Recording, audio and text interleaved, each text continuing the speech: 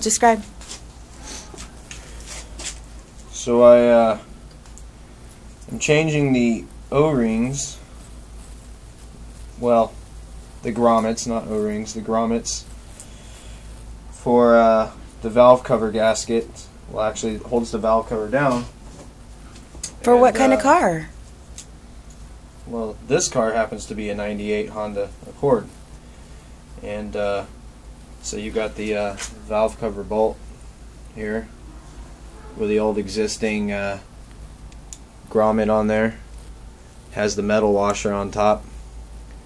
Now, this may or may not be the right way to do it, but nobody, and I repeat, nobody could seem to tell me how to get the new grommets that come with the new kit, with the new gasket kit, back over these little flanges on the bottom of the bolt.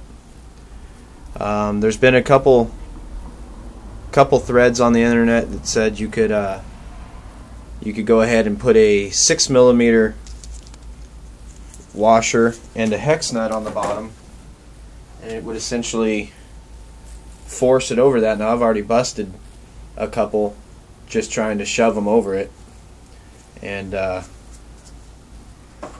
honestly didn't want to bust any more because it costs $15.99 currently for just the grommets. So the whole kit itself cost like 25 bucks. And the kit comes with the valve cover gasket, the 5 grommets, and the 4 rings that fit around the spark plugs. So it didn't make sense to ruin any more, so I didn't want to take any chances. So a couple of mechanics that I spoke to said that this flange is only set in place to keep you from over tightening this bolt. Now, if you notice, the bolt up here where it's not threaded is actually thicker in diameter than where the threads are. Now, anybody that's messed with bolts before knows that if you're going to try to thread this bolt in, even if it was the same diameter here, if there's no threads here, it's not going to go in any further really at all anyways. It's going to stop.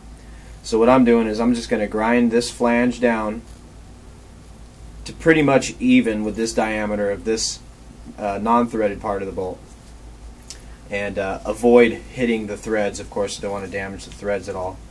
So I've already done 4 out of the 5, and so I just want to kind of show how to do this last one. Hopefully I don't mess up on it on video. So the way to get the old ones off is real simple. You just separate that metal washer from the grommet. Just take a pair of side cutters and just clip it off.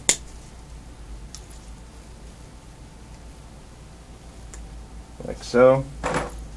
And then if you can't bite it all the way down, that's okay. You could just snap the rest of it off. Snap it off like that. And then this metal piece has a hole in it big enough to fit over that flange. So now I'm gonna the best way to be doing this would be with a bench grinder, and unfortunately I don't have one, so I'm doing it kind of old school. I'm just using a grinder set upside down and just applying light pressure so that it doesn't bounce around a whole lot and this doesn't fly out of my hand. And I'm making sure that it is spinning counterclockwise away from me so that the sparks are flying away from me. And this is probably going to be loud for the phone, so if there's no editing done on this video, just mute this part of the video so you don't have to hear it. But we're just going to rotate it as evenly as we can, and I'm not worried about making it super smooth and fit the exact diameter. I just want it as close to the diameter. I want this flange gone as close to the diameter of the rest of the bolt as I can get it without damaging the threads. So I'm also going to use the edge of the wheel instead of the center of the wheel. I'm going to use the edge of the wheel and keep the bolt up at an angle like this so that it doesn't harm the threads. So here we go.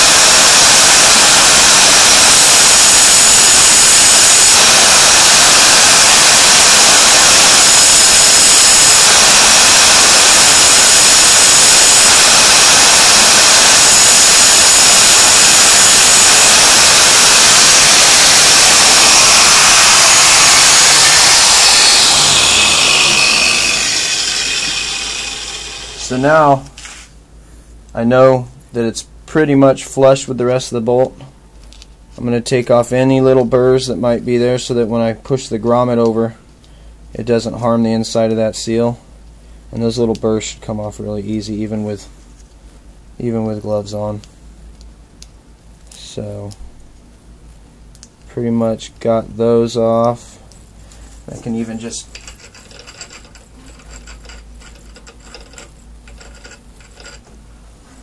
there.